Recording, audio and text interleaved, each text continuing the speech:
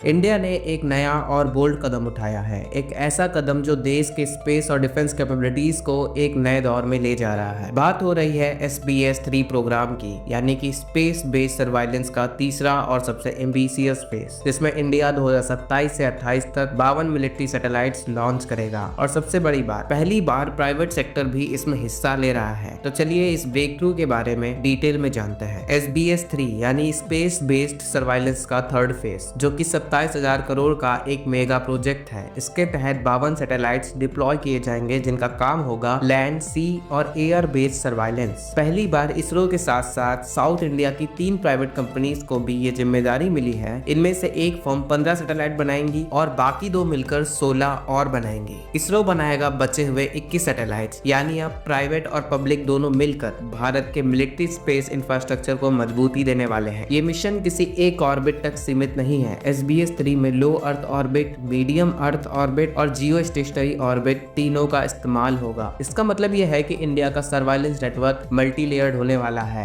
हर angle से coverage मिलेगी, ज्यादा रिसाइलेंस और रिडंडेंसी भी होगी। हाई रिजोल्यूशन इमेजिंग से लेकर वाइड एरिया कवरेज तक हर जोन का ध्यान रखा गया है। और ये भी इंश्योर किया गया है कि अगर एक सिस्टम फेल करे तो बैकअप हमेशा एक्टिव हो। साथ ही SBS-3 सैटेलाइट्स में होगा synthetic aperture radar, high resolution electro optical sensor, all weather tracking system और AI ड्राइवन एनालिटिक्स। ये सैटेलाइट रियल टाइम में एनिमी की ट्रूप मूवमेंट, मिसाइल लॉन्चेस और मोबाइल लॉन्चेस तक ट्रैक कर पाएंगी, और वो भी बिना क्लाउड या लाइट कंडीशन की चिंता के। नॉर्थ बॉर्डर पर चाइना और पाकिस्तान जैसे हॉस्टाइल नेबर्स के खिलाफ ये सर्वाइलेंस सिस्टम गेम चेंजर बनेगा। Chief of defence staff general Anil Chauhan ji ने क्लियर किया है, अगले 2-3 महीने में एक नए मिलिट्री स्पेस डॉक्ट्रिन का अनाउंसमेंट होगा। ये डॉक्ट्रिन होगा स्पेस बेस्ड वॉरफेयर के लिए। लैंड, सी और एयर तीनों डायमेंशन अब स्पेस सर्वाइलेंस से जुड़ रहे हैं। चाइना ने पहले ही स्पेस एरोस्पेस फोर्स बनाया है। इंडिया भी अब इस रेस में पीछे नहीं है। ये डॉक्ट्रिन सिर्फ सैटेलाइट्स के लिए नहीं होगा, बल्कि डॉग फाइट्स इन स्पेस,